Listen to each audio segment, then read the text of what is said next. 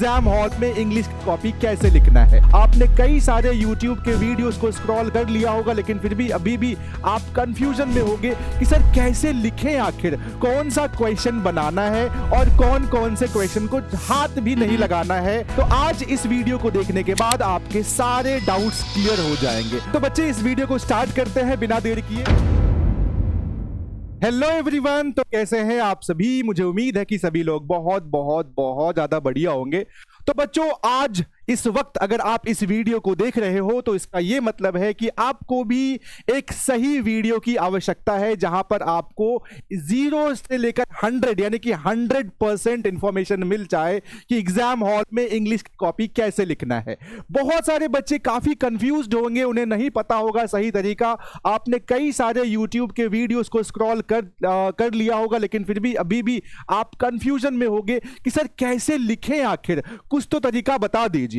तो आज इस वीडियो को देखने के बाद आपके सारे डाउट्स क्लियर हो जाएंगे और आज आपको यह भी पता लग जाएगा कि कौन सा क्वेश्चन बनाना है और कौन कौन से क्वेश्चन को हाथ भी नहीं लगाना है, ताकि हमारे एग्जाम में मैक्सिमम नंबर हमें प्राप्त हो सके। तो इस वीडियो को बहुत ही गौर से देखना है और हो सके तो इस वीडियो को जितना अपने दोस्त है ना, जितना अपना फ्रेंड सर्कल है, सब में शेयर कर देना।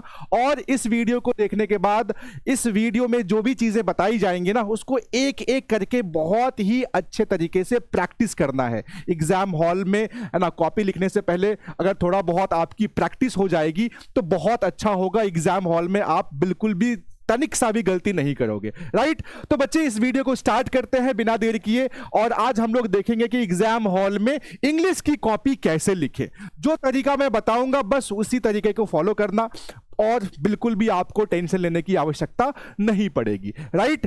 दो काम कर लेना, एक तो पूरा फ्रेश माइंड के साथ एग्जाम में बैठना और दूसरा अपने साथ मिनिमम 2 पेन लेकर जाना, ठीक है।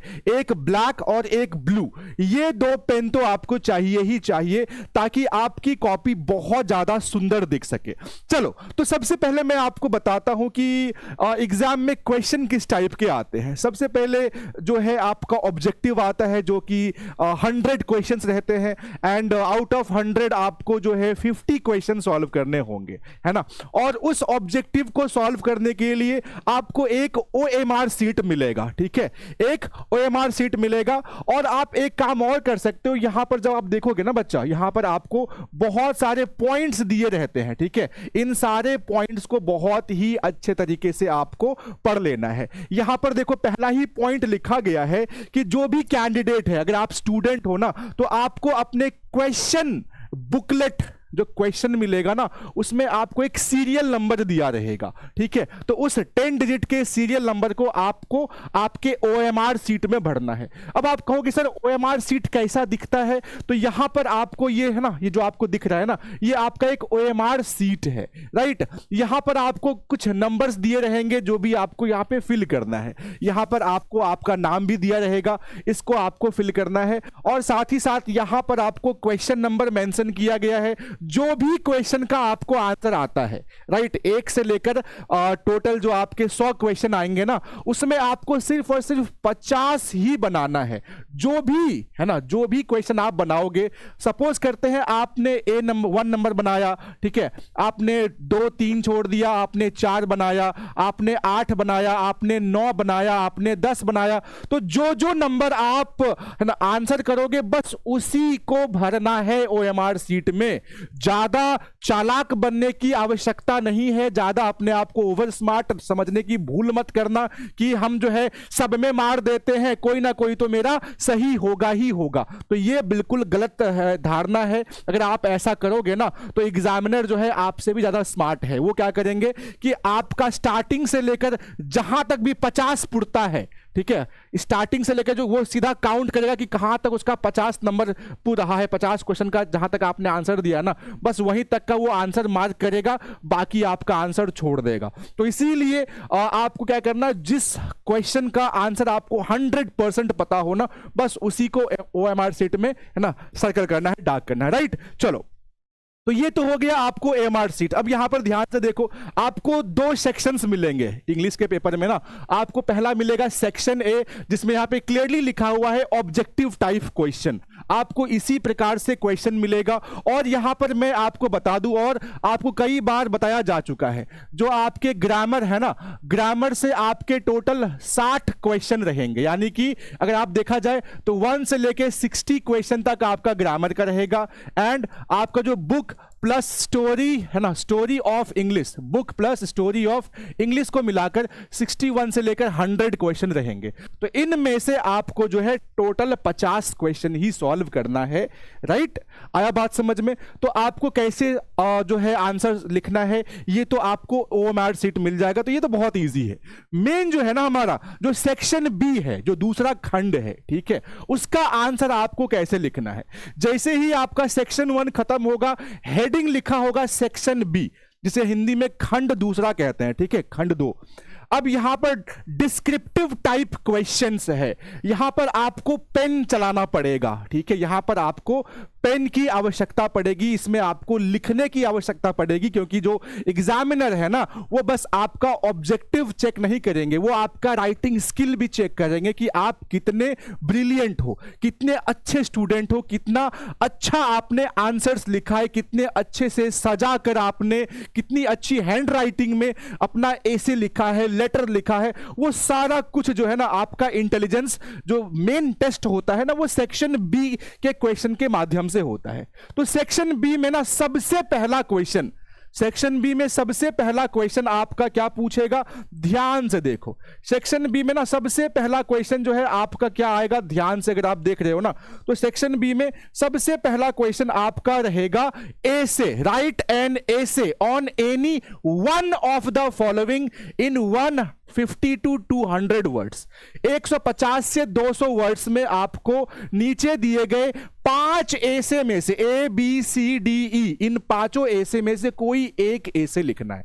अगर आपने लिख दिया 150 से लेकर 200 शब्दों में, अगर आपने इस एसे का जवाब लिखा ना, तो आपको 8 नंबर मिलने वाला है। राइट, अब यहां पर आपको 5 ऑप्शन देखना है, जो भी आपको लगता है कि अच्छा ये वाला मेरे लिए बढ़िया है। अच्छा, ये चाइल्ड लेबर, और चाइल्ड लेबर मैंने आपको क्या कहा था, मैंने आपको एक ट्रिक भी दिया था, ठीक है, सोशल प्रॉब्लम, सोशल प्रॉब्लम, सामाजिक जो दिक्कत होती है, ठीक है, सोशल प्रॉब्लम, प्रॉब्लम। अगर आपको वो वाली ट्रिक याद है, तो चाइल्ड लेबर क्या है, जो बाल मजदूरी, ये एक सामाजिक समस्या है। तो इस पर आप उस ट्रिक के माध्यम से इसको आराम से लिख सकते हो, और 8 में 8 मार्क्स आपको इजीली मिल जाएगा। वैसे आपको जो भी पसंद है आप उस पर ऐसे लिख सकते हो, ठीक है। तो ये हो गया सबसे पहला। और ऐसे जितना अच्छे से याद कर सको उतना अच्छे से ऐसे का जवाब देना, क्योंकि आपको मालूम है ना, जैसे ही आपका सेक्शन बी शुरू होता है ना, तो टीचर्स जो है सबसे पहले जो है आपका जो पहला क्वेश्चन का जो जवाब आप लिखते हो ना, जो आंसर लिखते हो, वही आंसर को वो अच्छे से पढ़ते हैं। उसी से अंदाजा लग जाता है कि आप किस टाइप के स्टूडेंट हो।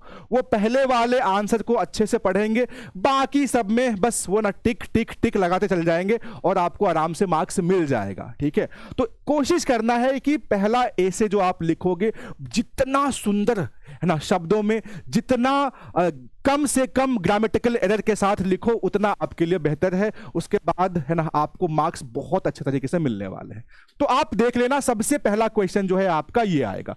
बहुत सारे बच्चों के मन में डाउट रहता है कि सर ये क्वेश्चन हम बाद में बना लें, वो क्वेश्चन हम उसके बाद बना लें क्या, या क्या ऐसे को हम लास्ट में सॉल्व कर दें, ऐसा है ना कि ये नंबर वहां पर, वो नंबर वहां पर, कर सकते हो, नो डाउट।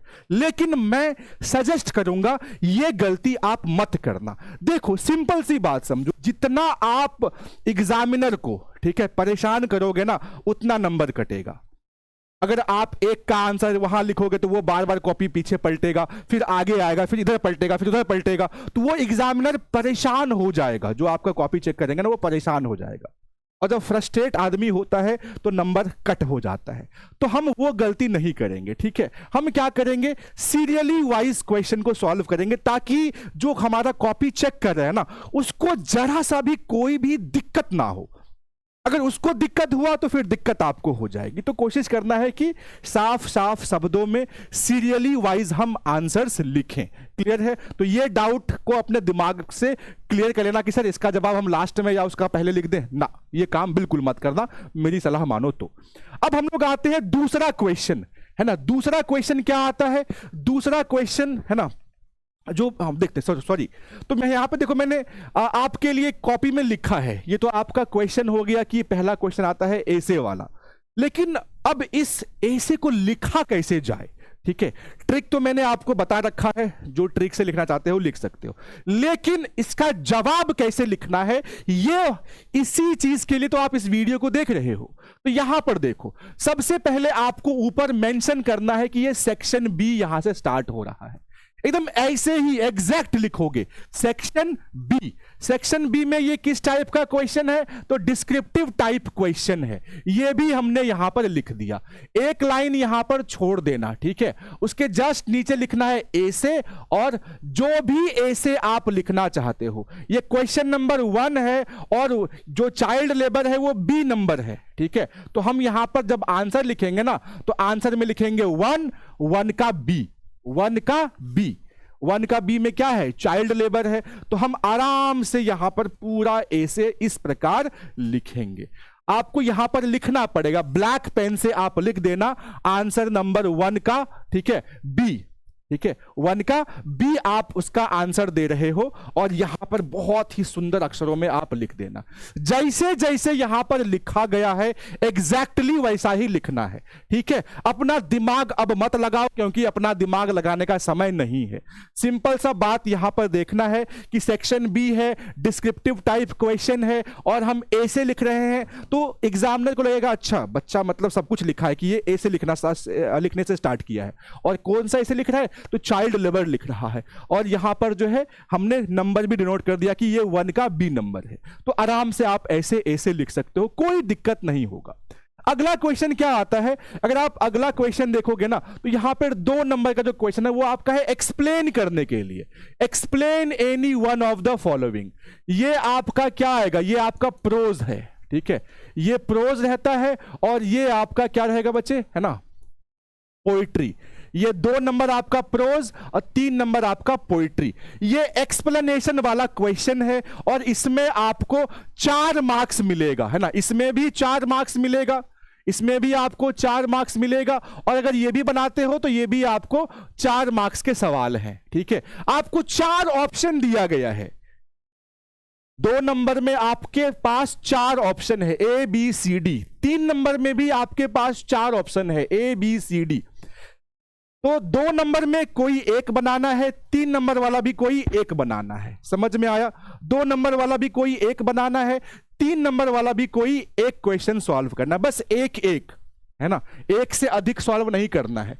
ये 2 और 3 ये दोनों क्वेश्चन का जवाब देना है ना। तो यहां पर देखो मैंने आपको के लिए इसको सॉल्व किया है कि यहां पर हम लोग क्या लिखेंगे, सबसे पहले एक्सप्लेनेशन लिखेंगे, ठीक है। यहां पर हेडिंग देंगे एक्सप्लेनेशन, कि यहां से जो है हम एक्सप्लेनेशन वाला क्वेश्चन सॉल्व करने वाले हैं। अब एक्सप्लेनेशन में कौन सा क्वेश्चन आप सॉल्व करोगे, किसका, प्रोज का कि पोइट्री का, तो यहां पर मैंने ये भी लिख दिया है, ठीक है। मैंने ये भी लिख दिया है कि मैं प्रोज का क्वेश्चन को एक्सप्लेन करने वाला हूं, ठीक है। अब ये कौन सा क्वेश्चन नंबर है, तो 2 का मैं सी नंबर वाला सॉल्व कर रहा हूं। तो ये जो 2 नंबर है ना, ये 2 नंबर है, 2 का ये सी नंबर है, सी नंबर है, ठीक है, ये वाला। All their lives his father and mother had slept in the front bedroom, now they vacated it and moved into back, ठीक है। तो इस वाले क्वेश्चन को हम सॉल्व करते, देख रहे हो ना, साफ साफ दिख रहा है कि क्वेश्चन नंबर 2 का सी नंबर का जवाब दे रहे हैं। तो सी नंबर क्वेश्चन ये है, इसका जवाब हम दे रहे हैं।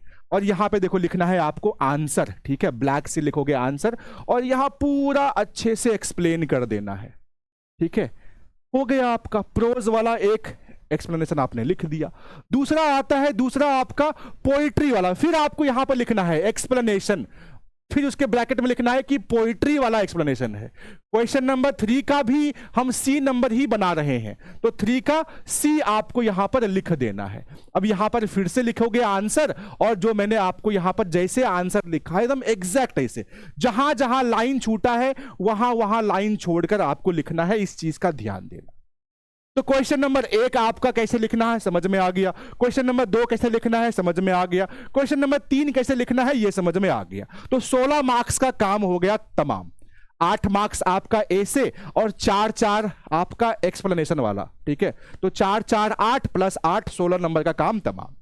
अब उसके बाद जो चौथा नंबर क्वेश्चन है ना, क्वेश्चन नंबर जो आपका 4 है, क्वेश्चन नंबर आपका जो 4 है, ये क्वेश्चन नंबर 4 जो है ना बच्चा, इसमें आपके पास 2 चॉइस है ना। ये पहला वाला देखोगे तो यहां पर आपको लिखा रहेगा कि लेटर, है ना, कि आप एक लेटर लिखना चाहते हो या आप एक एप्लीकेशन लिखना चाहते हो।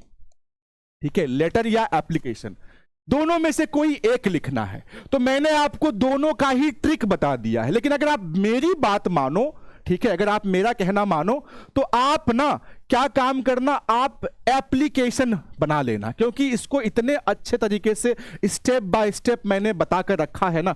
अगर आपने स्टेप बाय स्टेप भी अच्छे से लिख दिया, ठीक है, जितना मैंने आपको बताया है, अगर आपने साफ साफ उतना भी लिख दिया ना, तो 5 में से 4 से 5 नंबर आपका कोई काट ही नहीं सकता है ना। जो मैंने आपको एप्लीकेशन का ट्रिक बता रखा है उसको याद कर लेना, रट जाना, जैसे हो, जैसे मैंने बताया है ना वैसे रट जाना, एग्जाम हॉल में लिख कर आ जाना, आपको 5 में 5 पक्का मिलेगा। ठीक है, तो मेरा अगर आप सजेशन मानते हो तो आपको एप्लीकेशन लिखना चाहिए, क्योंकि इसमें आपको मार्क्स ज्यादा मिलने की संभावना है। या फिर आपकी अपनी इच्छा, अगर आपको लगता है कि हम लेटर बहुत अच्छे से लिख सकते हैं तो आप वो भी लिख सकते हो। ठीक है, तो लेटर और एप्लीकेशन कोशिश करना कि एक ही पेज में आ जाए, है ना, एक ही पेज में आ जाए। अगर एक पेज में नहीं आता है तो आप दूसरे पेज में भी लिख सकते हो, लेकिन कोशिश करना कि एक पेज में आपका आ जाए।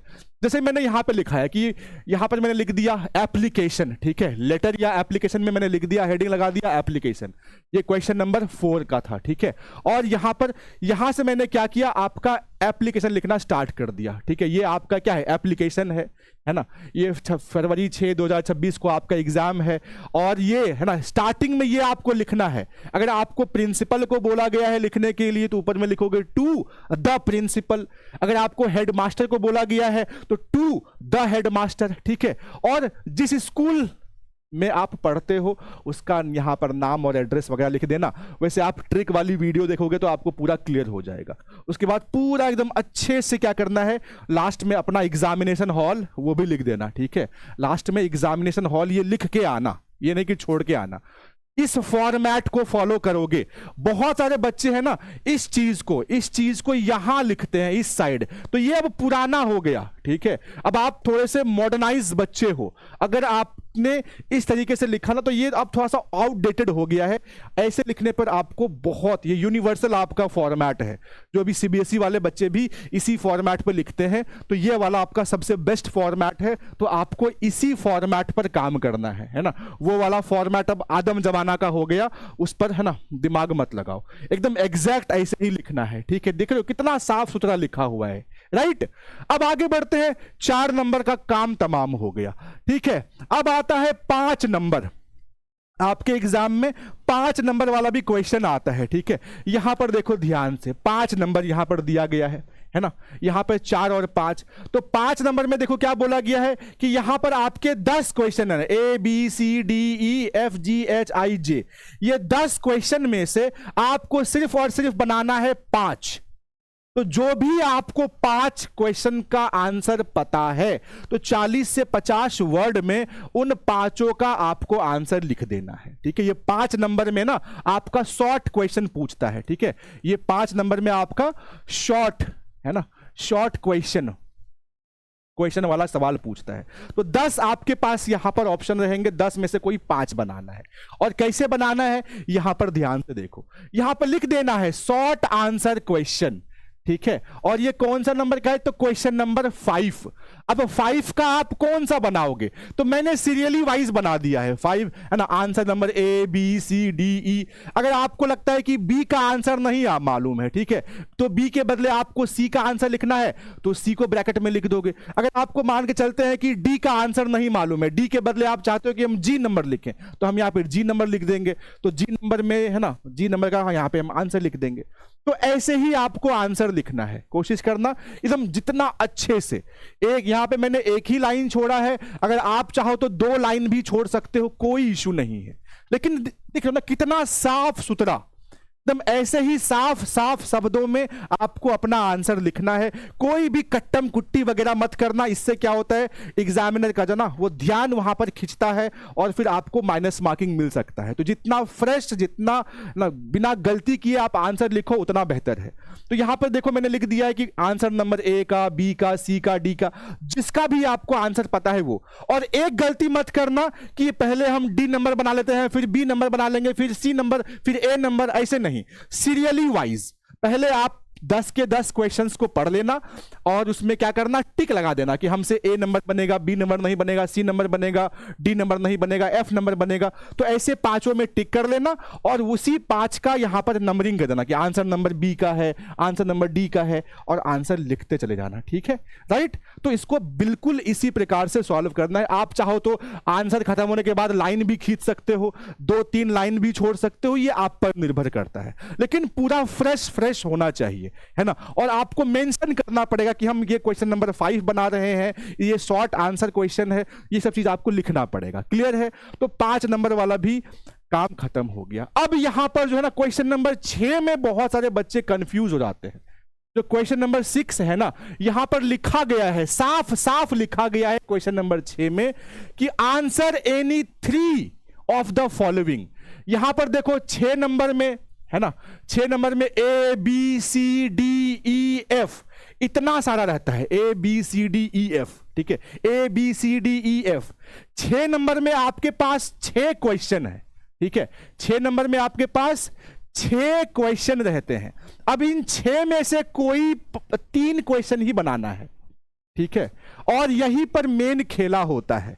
बहुत सारे बच्चे बोल रहे सर प्रोज का भी समरी बता दीजिए, पोइट्री का तो आपने बता दिया, प्रोज का भी कुछ गैस बता दीजिए। तो मैंने कहा नहीं बाबू, क्यों जरूरी है, या तो प्रोज का या तो पोइट्री में से कोई एक समरी बना लो। देखो मैथ ये था ना ट्रांसलेशन, ई नंबर है ना, ई एफ नंबर जो आपका ट्रांसलेशन है ना, ये मत छूना। ठीक है, अगर इसमें एक भी गलती हो गया तो सीधा आपका 1 नंबर माइनस हो जाएगा, तो ये मत बनाना। अगर मेरी सलाह मानो तो आप क्या करना, डी नंबर तो बनाना ही बनाना और ई नंबर बनाना ही बनाना। और समरी में से यहां पर ए और बी में से मैंने आपको ये समरी में से कुछ हिंट दिया था ना, ए नंबर। तो 6 का कौन कौन सा बनाओगे, 6 का ए नंबर बनाना है, 6 का डी नंबर बनाना है और 6 का ई नंबर बनाना है ना। ये दोनों मैच द फॉलोइंग सबसे इजी है। आपको बस राइटर का नाम याद रखना है। इसमें से 5 नंबर आपको मिल जाएगा, इसमें से 5 नंबर 10 नंबर मिल जाएगा, क्योंकि 6 नंबर जो क्वेश्चन है ना बच्चा, 6 नंबर आपका 15 मार्क्स का क्वेश्चन है। इसीलिए बोला गया कि 6 में से कोई 3 बनाना है आपको। और ये ओड टू ऑटम या फिर एपिटाफ या फायर हिम में से कोई भी आपको जो समरी याद है ना, उसमें से आपको 5 नंबर मिल गया, क्योंकि यहां पे साफ साफ लिखा है कि यहां पर 3 गुने 5 है ना, कि कोई 3 का ही जवाब देना है। तो हम क्यों ट्रांसलेशन पे दिमाग लगाएंगे, गलती अगर 1 भी हो गया, 2 भी हो गया तो आपका सीधा मार्क्स कट जाएगा। लेकिन समरी वगैरह में क्या है, मैंने जो आपको ट्रिक दिया है, ट्रिक अगर आप यूज करोगे ना तो 5 में 5 आपको डेफिनेटली मिलने वाला है। और प्लस मैच द फॉलोइंग तो कोई काट ही नहीं सकता है अगर आपने सही सही लिखा हो। तो बस दोनों मैच द फॉलोइंग बना लेना। प्रोज का अगर आपको याद है कोई समरी आप लिख लेना, आपकी इच्छा है, वरना मैंने आपको पोइट्री के तो 5-6 गेस्ट समरीज दिया ही दिया है, उसमें से एक ना एक पक्का आपका आएगा। क्लियर हो गया। तो 6 नंबर जिसमें सबको सबसे ज्यादा कंफ्यूजन था वो मैंने हटा दिया है, राइट। अब यहां पर आपके मन में डाउट होगा कि आखिर सर लिखे कैसे, समरी तो हम लिख लेंगे लेकिन मैच द फॉलोइंग कैसे लिखेंगे। तो मैं आपको बताता हूं। सबसे पहले देखते बच्चे समरी, फिर सेम वही काम करना है, हेडिंग डालना है समरी। समरी में जो आप प्रोज का लिख रहे हो या पोइट्री का, तो ए नंबर तो आप जानते हो, ए नंबर मेरा कौन सा है, पोइट्री। 6 का बी नंबर क्या था, 6 का बी में है प्रोज, लेकिन 6 का ए नंबर में मेरा क्या है, पोइट्री है। तो इसलिए मैंने यहां पर 6 का ए लिख दिया, ऊपर में ही लिख दिया समरी हम लिख रहे हैं, पोइट्री वाला समरी लिख रहे हैं। और समरी का है ना, जिस पोइट्री का समरी लिखेंगे उसका मैंने यहां पर हेडिंग भी दे दिया कि मैं एपिटाफ का लिखने वाला हूं। ठीक है, एपिटाफ का। और एपिटाफ का मैंने अच्छे से पूरा का पूरा समरी यहां पर लिख दिया है। आप भी एपिटाफ का समरी एकदम ऐसे ही बनाकर लिख लेना, मार्क्स नहीं कटेगा। समरी हो गया। अब मेन दिक्कत है मैच द फॉलोइंग में। तो मैच द फॉलोइंग जो यहां पर अभी आपको दिख रहा है एग्जैक्ट ऐसे ही लिखना है। क्या करना है, सबसे पहले मैच द फॉलोइंग ब्रैकेट में किसका, पोइट्री वाला, तो लिख देंगे पोइट्री। क्वेश्चन नंबर 6 का डी बना रहे हैं, क्वेश्चन नंबर 6 का ई बना रहे हैं। ये मैच द फॉलोइंग प्रोज वाला है, हम हेडिंग लिख देंगे। यहां पर देखो है ना, 1 का अगर सी नंबर है तो सी में यहां पे सीधा लिखना है, इसे एकदम ऐसे मकड़ी का जाला नहीं बनाना है, ऐसे नहीं करना है, ठीक है। ये तरीका बिल्कुल गलत है। आपको क्या करना है, यहां पर जो मैंने बताया सीधा सीधी रूप है ना, नंबर 1 में द सोल्जर लिखा हुआ है, सोल्जर क्या होता है, रूपर्ट ब्रूक होता है। रूपर्ट ब्रूक देखना सी नंबर में होगा तो ब्रैकेट में पहले लिखेंगे सी नंबर, उसके आगे रूपर्ट ब्रूक लिख देंगे। फायर हिम का होता है केकी अंदारू वाला, तो केकी अंदारू वाला ए नंबर में है तो हम उसके बगल में ए नंबर ब्रैकेट में लिखकर केकी अंदारू वाला लिख देंगे, है ना। ऐसे मकड़ी का जाला नहीं बनाना है, जैसे जैसे यहां पर लिखा गया है ना, जो आपको दिख रहा है सेम उसी प्रकार से अपने कॉपी में लिखना है। नो इफ नो बट, अगर मगर कुछ मत पूछना, जो दिख रहा है उतना कर देना, समझ गए। कोई अगर मगर ऐसे वैसे सर ये सर वो कुछ नहीं, जो दिख रहा है एकदम एग्जैक्ट वैसा ही लिखना है, ठीक है ना। आप चाहो तो बीच में ये लाइन खींच के, ठीक है, ये थोड़ा सा अलग लिख सकते हो, वो थोड़ा सा अलग लिख सकते हो, तो ये आप कर सकते हो, ये कोई बड़ा बात नहीं है। आया बात समझ में, है ना। तो ये आपका क्लियर हो गया कि आपको 6 नंबर का जो क्वेश्चन है ना, उसमें कोई 3 ही बनाना है। तो एक हमने समरी बना लिया, 2 मैच द फॉलोइंग बना लिया, 15 नंबर आपके जेब में कहीं नहीं गया है। और लास्ट में आपका आएगा पैसेज लिखना या प्रेसी राइटिंग, है ना। 2 आपका आएगा, पैसेज या प्रेसी लिखने के लिए, ठीक है, प्रेसिस, ये 2 क्वेश्चन आपके आएंगे। और में इसको तो बिल्कुल भूल जाओ, दिमाग मत लगाओ, गलती होने का चांस बहुत ज्यादा है। ऐसे क्या होता है, सॉरी, ये जो पैसेज है ना, ये 6 नंबर में पैसेज, ये पैसेज अपने को सॉल्व करना है और ये बहुत इजी क्वेश्चंस आते हैं, है ना। और ये आप आराम से लिख लोगे, ये पूरा पैसेज पढ़ोगे और 4 क्वेश्चन आपका दिया रहेगा, ये 4 मार्क्स का रहेगा, है ना। ये 4 मार्क्स का सवाल रहता है, एक क्वेश्चन सही 1 मार्क्स आपको मिल जाएगा और सीधा इसका आंसर इसी में मिलेगा। क्वेश्चन का लाइन पढ़ना, यहां पर आपको दिख जाएगा ना, why is the childhood the best part of life, यहां पे लिखा गया है ना, childhood is the best part of life. अब यहां पे तुम पूरा आंसर पढ़ोगे, पैसेज पढ़ोगे तो आपको ये पूरा आंसर मिल जाएगा, बस वही लाइन छाप देना, आपको मार्क्स मिल जाएगा। क्लियर है। तो प्रेसी वाले और वाले को तो छोड़ ही देना, बिल्कुल कट्टम कुट्टी, ये वाला पैसेज आपको बस सॉल्व कर लेना है ना। और कैसे सॉल्व करना है, यहां पर देखो, क्वेश्चन नंबर 7 लिख दोगे, पैसेज हम बना रहे हैं तो यहां पर question answer number A, B, C और D, जो भी आंसर होगा उसका आप यहां पर लिख दोगे, काम खत्म, टेंशन हजम, कोई दिक्कत नहीं, कोई परेशानी नहीं। तो जैसे यहां पर लिखा गया है एग्जैक्टली वैसा ही आपको क्या करना है, अपने कॉपी में आंसर लिखना है। समझ आया।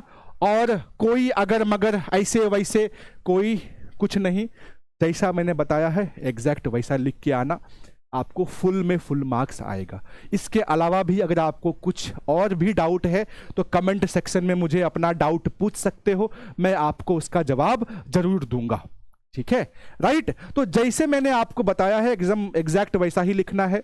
और अगर मान के चलते हैं कि आपको किसी नंबर का आंसर नहीं आ रहा है ना, आप भूल गए हो, तो वहां पर आप गैप छोड़ देना, है ना, स्पेस छोड़ देना और उसका आंसर है ना, पर मान के चलते हैं कि यहां पर कि आपने है ना 2 नंबर का आंसर लिख लिया पूरा, 3 का आंसर में आपको कंफ्यूजन है, तो इसमें आप टाइम वेस्ट मत करना, सीधे यहां पर स्पेस छोड़ के, ठीक है, ये 4 नंबर पे आ जाना और पूरा आंसर लिख लेना। उसके बाद अगर आपको समय मिलेगा, समय तो मिलेगा ही मिलेगा, बाद में आराम से इस आंसर को आप लिख सकते हो, लेकिन कॉपी खाली मत छोड़ना, ये आपसे एक रिक्वेस्ट है ना।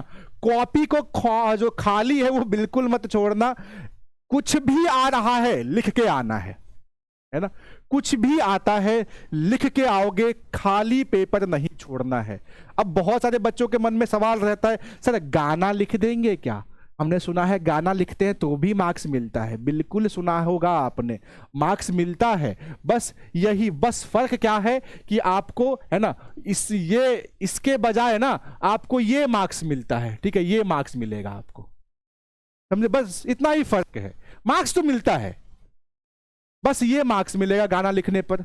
दूसरा तीसरा गलती, बहुत सारे बच्चे काफी पैसे वाले होते हैं, है ना, 1000 2000 का नोट जो है चिपका देते हैं, वो गलती नको, वो गलती भी मत करना। तीसरा एक और बहुत महान गलती करते हैं कि सर मेरी मम्मी का ऑपरेशन हुआ है, हम बिजी थे मम्मी के इलाज में, तो जिस वजह से हम नहीं पढ़ पाए, प्लीज सर मार्क्स दे दीजिएगा, कृपा होगा। सर पापा को हार्ट अटैक आ गया था सर, कैसे पढ़ते, तो सर नहीं पढ़ पाए, गलती हो गया सर, हम आगे बहुत मेहनत करेंगे, प्लीज सर हमको पास कर दीजिए। ये सब जो लिखते हो ना, ये मत लिखना, है ना, ये आपका एक्स्ट्रा मार्क्स कट लिया जाएगा। अब पैसा चिपकाओगे, पैसा वो जेब में रख लेंगे और तुमको 0 मार्क्स बिठा देंगे। तो जितना आता है पूरा लिख के आओगे 100%, जो नहीं आता है उसमें भी कुछ कुछ लिखने की कोशिश करना। आपने हर चैप्टर पढ़ रखा है, मेन दिक्कत होगा आपको शॉर्ट क्वेश्चन का आंसर लिखने में, क्योंकि वो याद करना पड़ता है और 90% बच्चे को वो आंसर लिखने नहीं आता है।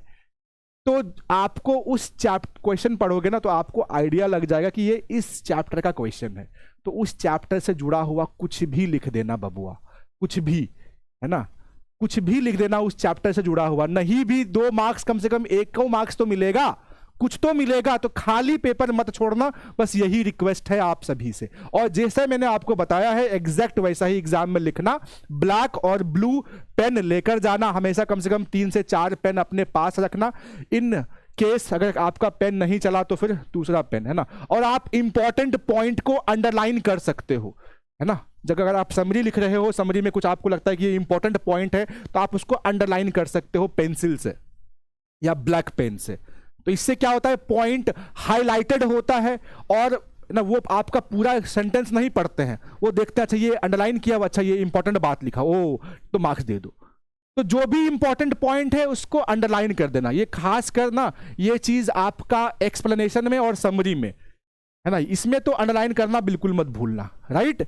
तो ये कुछ टिप्स थे जो आपको काफ़ी काम आएंगे एग्जाम हॉल में कॉपी लिखने के लिए। और मुझे उम्मीद है कि आपके मन में जो जरा सा भी डाउट नहीं बचा होगा। इन केस कोई डाउट अगर आपके मन में हो तो कमेंट में आप मुझे पूछ सकते हो अपना डाउट, मैं वहां पर आपके डाउट को सॉल्व करने का पूरा प्रयास करूंगा, राइट।